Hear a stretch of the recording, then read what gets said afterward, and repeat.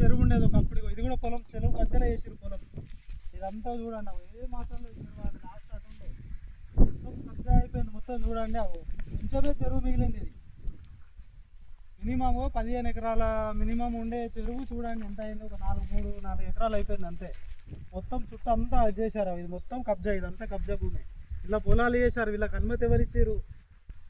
Government అధికారులు నిద్రపోతున్నారా? సర్పంచులు ఏం చేస్తున్నారు? అసలు ఊళ్ళో అందరు అసలు ఏంది? విఆర్ఓలు ఏం చేస్తున్నారు వీళ్ళంతా?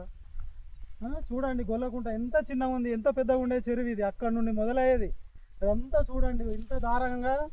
అసలు మా ఊర్లోనే ఇలా జరుగుతున్నాయా, వేరే ఊర్లలో తెలియదు. కానీ ఇంత దారుణమైన పరిస్థితి ఉంటే రేపు మన మనుగడకు చాలా కష్టం.